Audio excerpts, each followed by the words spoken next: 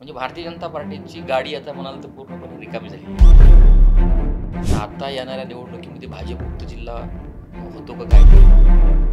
त्यांच्याच परळीमध्ये आज कमळ चिन्ह नसतं. बीड हा राजकीयदृष्ट्या जागृत जिल्हा आहे. संपूर्ण महाराष्ट्राचंच नाही तर देशभराचं लक्ष लागलं होतं असा हा बीड जिल्हा आहे. ज्या जिल्ह्याने गोपीनाथ मुंडेंचं नेतृत्व उभा केलं, ही जागा सुद्धा राष्ट्रवादी काँग्रेसकडेच राहील.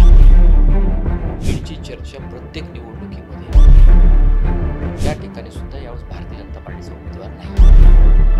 पूर्वी काँग्रेसमुक्त जिल्हा, भाजपची आत्ता जी अवस्था आहे, साखर सम्राट हे सगळे राष्ट्रवादी काँग्रेस बरोबर असल्यामुळे हे चिन्हच बॅलेट पेपरवर येत नाही. समाजामधली जी दरी आपण पाहिली, तिथं दावा अजित पवारांचा असतो. पहिल्यांदा परळी हा विधानसभा म्हणजे तेवढी तीव्रता आता जाणवत नाही. त्यावर आता विधानसभेतली निवडणुकीचे गणित बदलते. बीड ही राजकीय प्रयोगशाळा, त्यांची पाडा आणि पाठिंबा तो आज या पक्षात आहे, तो सकाळी लगेच दुसऱ्या पक्षामध्ये. आता मनोज जरांगेंचा पाठिंबा घेतो, निवडून देतात, मग तुमच्या बरोबर येतो.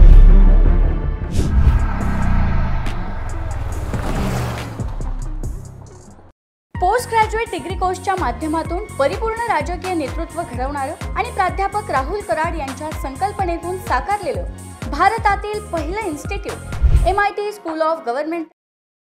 नमस्कार, मी Deepak Darade, for the people न्यूजमध्ये आपलं सर्वांचं स्वागत आहे. MIT स्कूल ऑफ गव्हर्नमेंट प्रस्तुत आमदार कसा असावा हा आपला सध्या महाराष्ट्र दौरा सुरू आहे आणि वेगवेगळ्या मतदारसंघामध्ये आपण जातोय या विधानसभा निवडणुकीच्या पार्श्वभूमीवर. आणि त्या ठिकाणी लोकांच्या मनामध्ये नेमकं काय आहे, त्यांची भूमिका काय आहे, हे सगळं समजून घेण्याचा एक प्रयत्न आपला आहे, प्रामाणिक प्रयत्न आहे. आणि लोकांबरोबर बोलत असताना त्या ठिकाणच्या काही मान्यवरांशी सुद्धा बोलतोय, पत्रकारांशी बोलतोय आणि एकूण राजकीय परिस्थिती, सामाजिक स्थिती आणि विकासाची स्थिती हे आपल्यासमोर आणण्याचा एक प्रयत्न त्या माध्यमातून आहे. आत्ता आपण बीडमध्ये आहोत आणि माझ्यासोबत ज्येष्ठ पत्रकार मुंडे साहेब आहेत आणि आपलं मनापासून स्वागत आहे. एकूण महाराष्ट्राच्या निवडणुकीमध्ये बीड जिल्ह्याचं महत्त्व कायम राहिलेलं आहे. बीडची चर्चा ही अनेक वर्षांपासून आहे, म्हणजे गोपीनाथ मुंडे असताना देखील होती आणि आजही ती तितक्याच प्रमाणामध्ये. अगदी 4-5 महिन्यापूर्वी झालेली जी लोकसभा निवडणूक आहे त्यावेळीही बीडच्या संदर्भामध्ये संपूर्ण महाराष्ट्राचंच नाही तर देशभराचं लक्ष लागलं होतं असा हा बीड जिल्हा आहे. काय नेमकी वैशिष्ट्य आहेत या बीडची की त्याची एवढी चर्चा या महाराष्ट्राच्या राजकारणामध्ये होत असते? बीड हा राजकीयदृष्ट्या जागृत जिल्हा आहे आणि त्याच्यामुळं बीडची चर्चा प्रत्येक निवडणुकीमध्ये होते. सुरुवातीला गोपीनाथ मुंडेंचं नेतृत्व या जिल्ह्यामध्ये निर्माण झालं आणि त्यांनी काँग्रेसचा जिल्हा हा भाजपचा बालेकिल्ला केला. पण काळापरत्वे गोपीनाथ मुंडेंच्या नंतर या जिल्ह्याची पुन्हा जी परतीचा प्रवास ज्याला आपण म्हणू, तर आज 2019मध्ये या जिल्ह्यामध्ये भारतीय जनता पार्टीचे 2 आमदार निवडून आले आणि राष्ट्रवादी काँग्रेस म्हणजे एकत्र राष्ट्रवादी काँग्रेस पक्षाचे शरदचंद्र पवार यांचे एकत्र राष्ट्रवादी काँग्रेस पक्षाचे 4 निवडून आले. आत्ता 2024ला आपण ज्यावेळेस चर्चा करतोय त्यावेळेस अशा या जिल्ह्याची परिस्थिती अशी निर्माण झालेली आहे की ज्या जिल्ह्यांनी गोपीनाथ मुंडेंचं नेतृत्व उभा केलं आणि गोपीनाथ मुंडेंनी महाराष्ट्रामध्ये भाजप उभा केला, त्या जिल्ह्यामध्ये भारतीय जनता पार्टीला आत्ता एकच उमेदवार देता आलेला आहे आणि उर्वरित 5 ठिकाणापैकी 3 ठिकाणी राष्ट्रवादी काँग्रेस पक्ष म्हणजे घड्याळ अजित पवारांचा पक्ष आणि आता एका जागेवर उमेदवारीबाबत चालू आहे. आणि असं साधारणतः चित्र आहे की भारतीय जनता पार्टीचे एक आमदार घेऊरायचे त्यांनी सुद्धा भारतीय जनता पार्टीची साथ सोडली आणि ते वेगळ्या वाटेने गेलेले आहेत. फक्त एक केज हा विधानसभा मतदारसंघ आहे ज्या मतदारसंघाच्या नमिता मंडळी आमदार आहेत आणि त्यांना उमेदवारी मिळालेली आहे. आष्टी विधानसभा मतदारसंघावर भारतीय जनता पार्टीचा दावा असला तरी त्या ठिकाणी अजित पवार गटाचे बाळासाहेब आजबे हे विद्यमान आमदार असल्यामुळं ती जागासुद्धा राष्ट्रवादी काँग्रेसकडेच राहील अशी शक्यता आत्ता तरी आहे. आणि त्यामुळं भारतीय जनता पार्टीचा जो परळी गोपीनाथ मुंडेंचा जिथून गोपीनाथ मुंडेंचं नेतृत्व उभं राहिले त्या ठिकाणी सुद्धा यावेळेस भारतीय जनता पार्टीचा उमेदवार नाही आहे. कारण पहिल्यांदा असं होतंय की म्हणजे गोपीनाथ मुंडेंनी मगाशी तुम्ही उल्लेख केला की भारतीय जनता पार्टी मुळात इथं रुजवण्यामध्ये आणि इथून महाराष्ट्रामध्ये रुजवण्यामध्ये त्यांचा वाटा मोठा आहे, ते नेतृत्वच होतं. पण आज या घडीला असं आहे की त्यांच्याच परळीमध्ये आज कमळ चिन्ह नसणार आहे. पहिल्यांदा 40-50 वर्षाच्या कालावधीनंतर पहिल्यांदा परळी हा विधानसभा म्हणजे महाराष्ट्रातला गोपीनाथ मुंडेंचा विधानसभा मतदारसंघ, त्या विधानसभा मतदारसंघामध्ये यावेळेस कमळ हे चिन्ह नसणार आहे. कारण त्या ठिकाणी राष्ट्रवादी काँग्रेसचे असं विद्यमान पालकमंत्री जे आहेत धनंजय मुंडे हे अजित पवारांबरोबर भाजपबरोबर असल्यामुळे त्या ठिकाणची जागा ही भारतीय जनता पार्टीला नाही आहे, ती राष्ट्रवादी काँग्रेस पक्ष म्हणजे अजित पवार गटाला आहे. आणि त्यामुळं भाजपची आत्ता जी अवस्था आहे बीड जिल्ह्यामध्ये, तर पूर्वी काँग्रेसमुक्त जिल्हा, तर आता येणाऱ्या निवडणुकीमध्ये भाजपमुक्त जिल्हा होतो का काय त्याच वाटेवर चाललेला आहे असं चित्र साधारणतः या जिल्ह्यामध्ये भारतीय जनता पार्टीचं, की ज्या जिल्ह्यामध्ये गोपीनाथ मुंडेंनी महाराष्ट्रामध्ये भारतीय जनता पार्टी वाढवली. आता दुसऱ्या बाजूला राष्ट्रवादी काँग्रेस आणि काँग्रेसला तर इथे एकही जागा अद्याप नाही आहे. कारण पूर्वी काँग्रेस आणि राष्ट्रवादीची ज्यावेळेस युती असायची त्यावेळेस एक जागा काँग्रेसला असायची, म्हणजे राष्ट्रीय काँग्रेसला राष्ट्रवादीच्या आघाडीमध्ये, आणि तीही जागा अशी असायची की जी निवडून येऊ शकत नाही याची खात्री असणारी जागा काँग्रेसच्या वाट्याला असायची.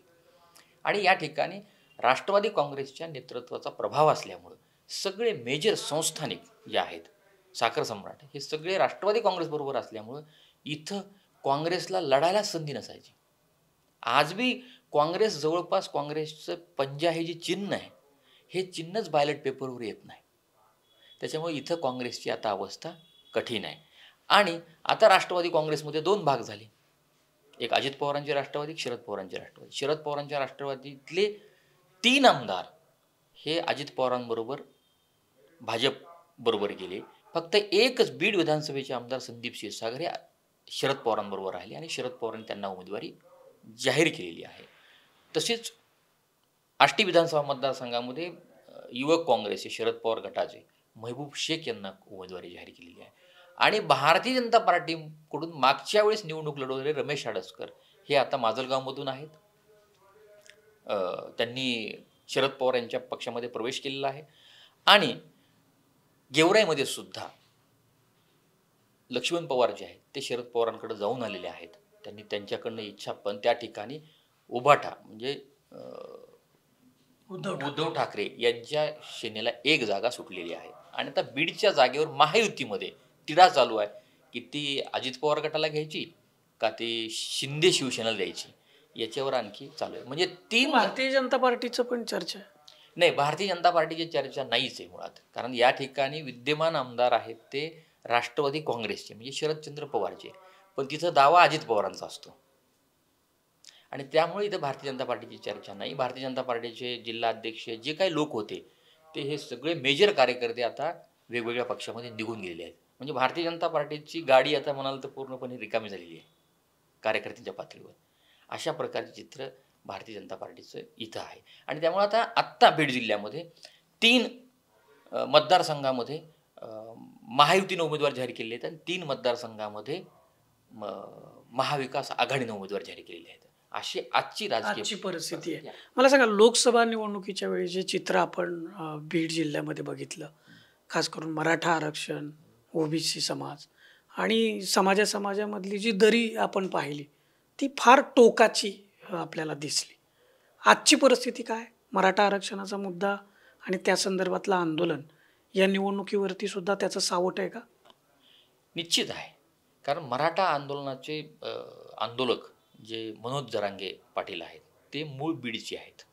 त्यांचं जरी अंतर्मन सराटी हे जरी सेंटर असलं तरी ते मूळ बीड जिल्ह्यातले आहेत. आणि म्हणून बीड ही राजकीय प्रयोगशाळा आहे, सामाजिक प्रयोगशाळा आहे. म्हणजे बीडमधून जे प्रयोग होतात ते संबंध महाराष्ट्रामध्ये आणि देशामध्ये त्या प्रयोगांची चर्चा होते. तसेच हा सुद्धा एक आंदोलनाचा खूप मोठा प्रयोग झाला. आणि या आंदोलनाचे जनसमर्थन मिळालं. त्या जनसमर्थनाचं परिणाम ज्यावेळेस राजकीय भूमिका घेतली गेली मागच्या लोकसभा निवडणुकीमध्ये ती सर्वत्र दिसली आणि त्याचा जास्त परिणाम तर बीड जिल्ह्यामध्ये झाला. बीड जिल्ह्यामध्ये तुम्ही म्हणतात ते बरोबर आहे की 2 समाज एकमेकाच्या समोर आले, ही वस्तुस्थिती आहे. गावागावामध्ये ती परिस्थिती आहे, राजकीय पातळीवर सुद्धा ती परिस्थिती आहे. आता त्याचा परिणाम विधानसभेत होईल का? तर आजची परिस्थिती अशी आहे की तितका परिणाम विधानसभेमध्ये तेवढी तीव्रता आता जाणवत नाही. कारण मनोज जरांगे पाटील यांची जी भूमिका आहे, त्यांनी आता प्रत्येक ठिकाणी सांगितले की 4-4 लोकांनी उमेदवारी अर्ज भरावेत, मग मी एकाला सांगेल परत घ्यावा. तर ह्या भूमिकेमुळं आता विधानसभेच्या क्षेत्रामध्ये, विधानसभेच्या मतदारसंघामध्ये आता मराठा समाज एका कुठल्या समाजाच्या ह्याच्यावर आता निकाल बदलेल, म्हणजे विजय होणं अवघड आहे. निकाल बदलेल अशी काही परिस्थिती आत्ता नाही. त्यांनी सुद्धा ती भूमिका घेतली की वेगवेगळ्या समाजांना सोबत घेऊन आता आपल्याला पुढे जावे लागणार. त्यांचंही स्टेटमेंट आहे की एका समाजावर आता निवडणूकचं राजकारण करणं शक्य होत नाही आणि म्हणून त्यांना आता कोणता समाज त्यांच्याबरोबर येतो त्यावर आता विधानसभेतली निवडणुकीचे गणित बदलतील. पण मनोज जरांगे पाटील यांच्या आंदोलनाची तीव्रता याही निवडणुकीमध्ये दिसेल अशी चित्र आहे. ते त्याचं कारण आहे, कारण गरजवंत जो ग्रामीण भागातला जो शेतकरी कष्टकरी हा जो मराठा समाज आहे, या समाजामध्ये मनोज जरांगे यांचा प्रभाव प्रचंड आहे आणि त्यामुळे तो मतामध्ये लोकसभेत कन्वर्ट झालेलाच आहे. तो विधानसभेमध्ये सुद्धा मनोज जरांगे सांगतील त्याला मेजर मत पडेल. मेजर 10-20% इकडे तिकडे होईल, पण मेजर मतदान मनोज जरांगेंच्या याच्यावर होईल अशी परिस्थिती अनेक मतदारसंघामध्ये आहे.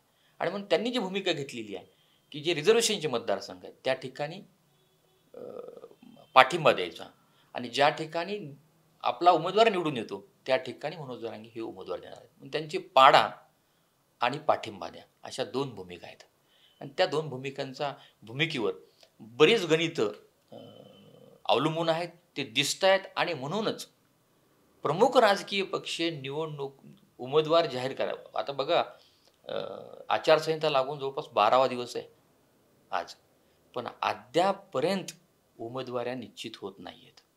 बहुतांशी सगळ्या राजकीय पक्षांचे नेते दिवसा जरी पक्षाच्या कार्यालयात असते, पक्षाच्या नेत्यांबरोबर जरी असतील, तर रात्री ते मनोज जरांगेंची भेट घेऊन येत आहेत. आणि बहुतांशी ठिकाणी अनेक म्हणजे विद्यमानांनी सुद्धा अनेकांनी हे नाकारले की आम्हाला पक्षाचं चिन्ह नको, मनोज जरांगेंचा पाठिंबा मिळाला तर आम्ही निवडून येतो आणि विजय पक्का आणि मग आम्ही पक्षाबरोबर येतो. आता मनोज जरांगेंचा पाठिंबा घेतो, निवडून येतात, मग तुमच्याबरोबर येतात. म्हणजे चिन्ह नाकारण्याचे काही ठिकाणी लोकांनी म्हणजे प्रमुख पक्षांचे अशा प्रकारची राजकीय परिस्थिती आहे. त्यामुळं यावेळेस बीड आणि मराठवाड्यामध्ये काय चित्र निर्माण होईल ते आता 4 तारखेनंतर ह्याच्यावर आपल्याला चांगलं भाष्य करता येऊ शकतं. कारण फेस जे आहेत आज क्लिअर असतील, उमेदवार क्लिअर असतील. त्याचं कारण आहे की आज एक उमेदवार जो इच्छुक आहे तो आज या पक्षात आहे, तो सकाळी लगेच दुसऱ्या पक्षामध्ये आहे. वर्षानुवर्ष एका पक्षामध्ये आहे आणि आज एकदम निवडणुकीच्या तोंडावर लगेच विश्लेषण करताना सुद्धा जे काय विचारवंत आहेत ते चुकतायत, कारण त्यांना कळतच नाही की हा नेमका आत्ता कुठं आहे. म्हणजे आत्ता आम्हाला विचारावं लागतं की ज्याच्याशी बोलतोय ना, आजचा पक्ष कोणता आहे तुमचा. म्हणजे अशी परिस्थिती. आणि बातमी लिहिताना सुद्धा आता कंसामध्ये हे टाकायची वेळ आली की अमुक की आत नाही, सध्या नाही, आजचा पक्ष. म्हणजे कंसात या पक्षाचे नेते, समजा राष्ट्रवादी काँग्रेस पक्षाचे नेते अमुक तर कंसात टाकायचे आजचा पक्ष. अशी परिस्थिती. खरं तर राजकारण, समाजकारण, आरक्षण ह्या सगळ्या 2 विषयाच्या संदर्भात खूप चर्चा होत असते, पण ह्या 2 चर्चेमध्ये कुठंतरी विकासाचा मुद्दा हरवल्यासारखं वाटतो. हा मराठवाड्यातला अतिशय रिमोट भागातला जिल्हा आहे. शेती असेल, पाणी असेल, उद्योग असेल, व्यापार असेल, शिक्षण असेल, आरोग्य असेल, असं सर्वार्थानं सगळ्याच आघाडीवरती हा जिल्हा तसा मागास आहेच, हे मान्यच करावं लागेल. कदाचित याचं भौगोलिक स्थान म्हणा आणि त्याच्यामुळं असलेली आव्हानं ही नॅचरल आहेत, नैसर्गिक आहेत, ते आपण नाकारू शकत नाही.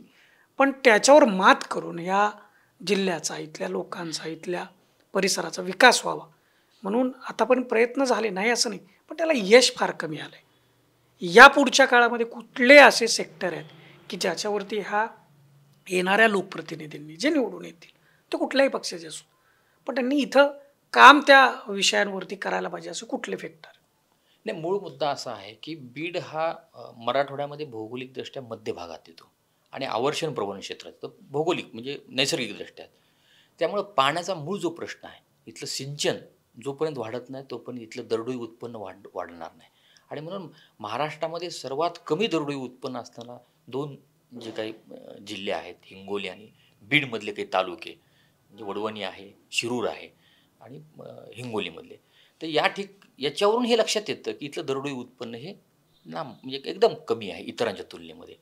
इथं मूळ आहे की आपला कृष्णा खोऱ्यामधून जे पाणी मिळणं आवश्यक आहे, जे पाणी समुद्राला वाहून जातं आणि त्या पाण्याच्या संदर्भामध्ये 2 टीएमसी पाण्याच्या संदर्भात वर्षानुवर्षे हे विषय चालू आहेत. पण ते विषय मार्गी लागत नाहीत. मध्यंतरी मागच्या सरकारने नदीजोड प्रकल्पाची घोषणा केली होती. त्याचा बऱ्यापैकी फायदा बीडला आणि इतर भागामध्ये होईल अशा प्रकारची आशा होती. मात्र घोषणेच्या पलीकडे जात नाही. म्हणजे निवडणुकांमध्ये घोषणा होतात आणि घोषणेच्या पलीकडे विषय जात नाही. पाण्याचा विषय जेव्हा या जिल्ह्याचा सुटेल त्यावेळेस या जिल्ह्यामध्ये दरडोई उत्पन्न वाढेल आणि विकासाला गती मिळेल.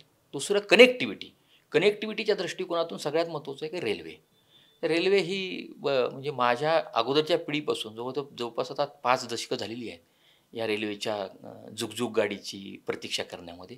आत्ता मागच्या काळामध्ये काही प्रमाणात आणि जवळपास एक 60-70 किलोमीटरच्या प्रमाणात त्याची चाचणी झालेली आहे. पुढचं काम आणखी चालू आहे. ते कधीपर्यंत होईल याची काही सांगता येणार नाही. दुसरी गोष्ट रस्त्यांचे विषय होते. तर रस्त्यांची मागच्या 5 वर्षामध्ये एक गोष्ट समाधानकारक झालेली आहे, ती आहे की रस्त्यांच्या बाबतीमध्ये कनेक्टिव्हिटी या जिल्ह्याची आता बऱ्यापैकी झालेली आहे. मूळ जे वेगवान ज्याला आपण औद्योगिक दृष्टिकोनातून आपण म्हणतो, तो रेल्वेचा विषय मार्गी लागला तर बऱ्यापैकी रेल्वे आहे, विमान आहे, या गोष्टींना प्राधान्य देणं आवश्यक आहे. मात्र अलीकडं अशी परिस्थिती आहे की लोकांनाही विकासाच्या मुद्द्यावर बोलायला आवडत नाही, अशी परिस्थिती आहे. लोकसुद्धा निवडणुकीमध्ये मतदान करताना जात या फॅक्टरवर मतदान करतात आणि राजकीय व्यवस्थासुद्धा लोकांनी आपल्या मूलभूत प्रश्नांकडं जाऊ नये अशा प्रकारची रचना करून त्यांनासुद्धा जातीमध्ये अडकवतात आणि आपलं निवडणुकीतलं काम साध्य करून घेतात आणि पुढची 5 वर्षे मग निघून जातात. अशी साधारणपणे मी गेली 20-22 वर्ष झालं या क्षेत्रामध्ये काम करत असताना प्रत्येक निवडणुकीमध्ये असं मनातून वाटतं की निवडणुकीमध्ये हे मुद्दे यायला पाहिजेत, विकासाच्या मुद्द्यांवर बोललं पाहिजे.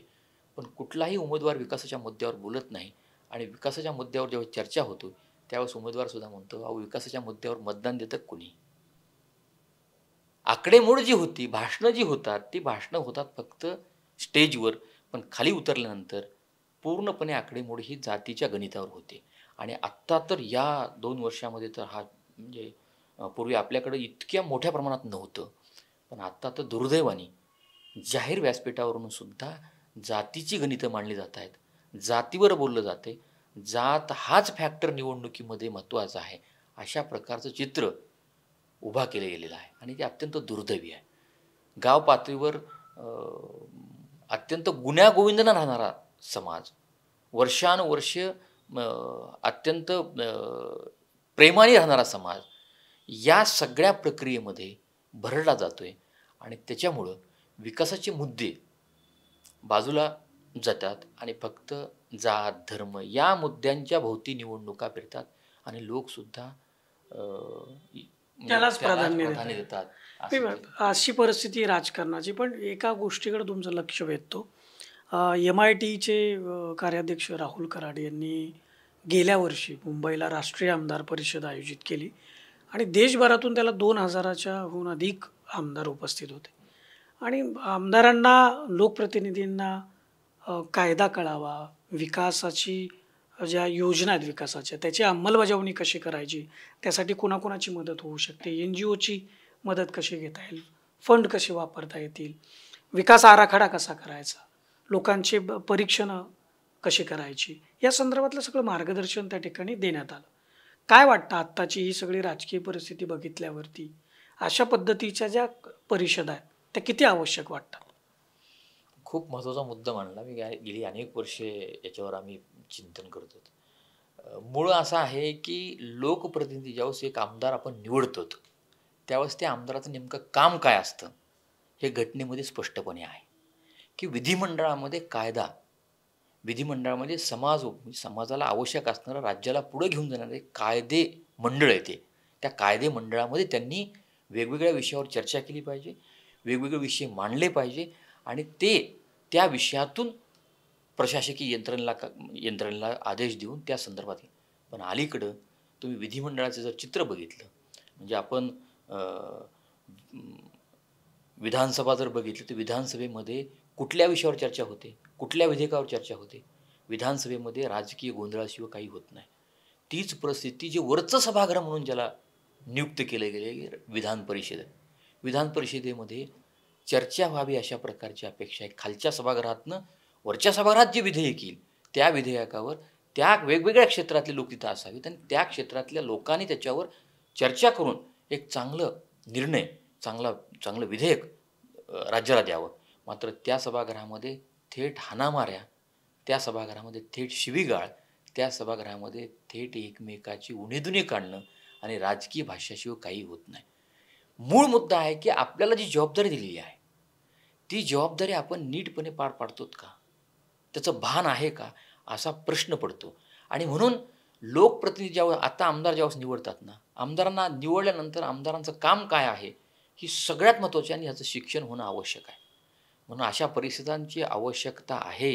कारण आमदारांना असं वाटतं की मी निवडून आलो, आमदार झालो की मी याला गुत्त देण्यासाठी आहे, या अधिकार. बघा तुम्ही विधानसभेमध्ये अधिकाऱ्यांच्या विरोधात हक्कभंग, अधिकाऱ्यांना टार्गेट करणं, अधिकाऱ्यांच्या बाबतीत म्हणजे प्रशासकीय यंत्रणेकडून काम करून घेण्यापेक्षा आपलं काम नाही केलं, आपण सांगितलं ते नाही केलं की त्याला टार्गेट करणं, त्याच्यावर कारवाई करायला लावणं, अशाच प्रकारचं चित्र आहे.